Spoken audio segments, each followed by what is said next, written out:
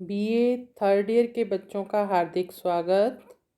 बच्चों, गत कालांश में हमने हरिओद काव्य की व्याख्या की और उनकी विशेष काव्य सौष्ठव को समझा।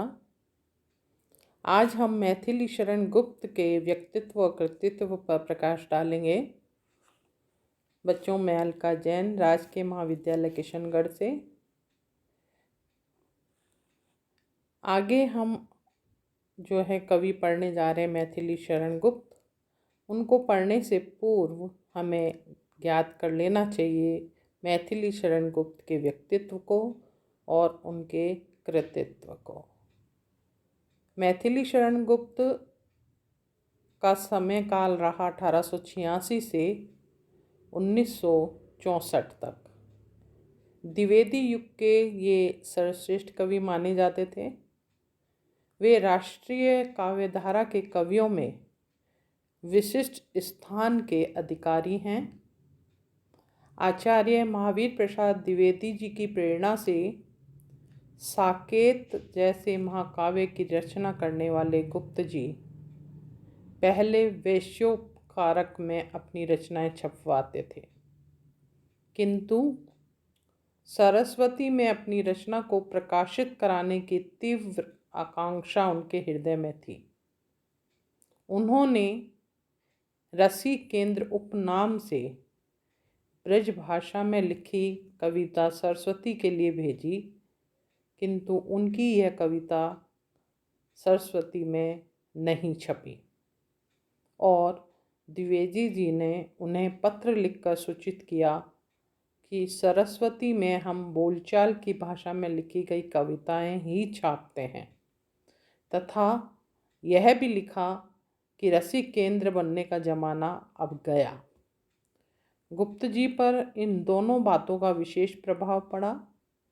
उन्होंने खड़ी बोली में कविता लिखना प्रारंभ कर दिया और उपनाम से सदैव के लिए मुक्ति पा ली। तत्पश्चात उन्होंने हेमंत नामक कविता सरस्वती के लिए खड़ी बोली में लिखकर भेजी, जो अनगढ़ एवं अस्त व्यस्त थी, किंतु द्विवेदी जी ने उसका संशोधन करके सरस्वती में वह कविता छाप दी। यद्यपि कविता में इतना संशोधन परिवर्धन किया गया था कि वह एक नई रचना ही बन गई थी, तथापि उसके नीचे नाम मैथिली शरण गुप्त का ही दिया गया था। निश्चय ही आचार्य द्विवेदी मैथिली शरण गुप्त के गुरु और प्रेरक थे। इसलिए उन्होंने अपने महाकाव्य साकेत में उनकी प्रेरणा को स्वीकार करते हुए इन शब्दों में स्वीकार किया, जो ये थे: करते तुलसीदास भी कैसे मानस नाद, महावीर का यदि उन्हें मिलता नहीं प्रसाद। इस प्रकार मैथिली शरण गुप्त की हम प्रमुख रचनाओं पर जो है एक दृष्टि डालेंगे। मैथिली शरण गुप्त में 1909 में जो है एक रचना लिखी थी, रंग में भंग। 1910 में जयद्रथ बध लिखी। 1912 में भारत भारती, जो काफ़ी प्रसिद्ध हुई। 1925 में पंचवटी। 1929 में झंकार।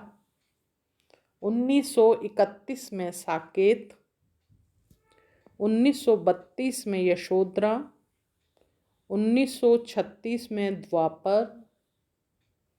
1952 में जय भारत और 1957 में विष्णुप्रिया। इसके अतिरिक्त गुप्त जी ने प्लासी का युद्ध, मेघनाद का वध, वृत्रसंहार नामक अनुदित काव्य भी रचे थे।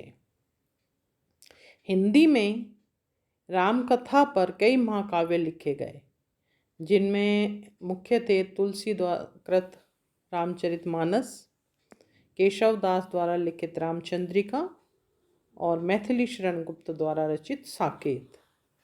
कवि को इसके निर्माण की प्रेरणा भी आचार्य महावीर प्रसाद द्विवेदी से ही प्राप्त हुई, जिन्होंने सरस्वती में प्रकाशित एक लेख में कवियों से आग्रह किया था कि वे राम कथा की उपेक्षित पात्र उर्मिला पर कुछ लिखें। डॉक्टर द्वारिका प्रसाद सक्सेना के अनुसार साकेत की रूपरेखा निश्चित करने वाले श्री छोटेलाल बारस्पत्य थे, जिन्होंने जनवरी 1911 ईस्वी में पत्र लिखकर गुप्त जी की कुछ सुझाव दिए थे। इन सुझावों में यह स्पष्ट उल्लेख था कि उर्मिला का विरह निरूपण करना है तथा कुछ नए घटना प्रसंग भी उसमें जोड़ने हैं।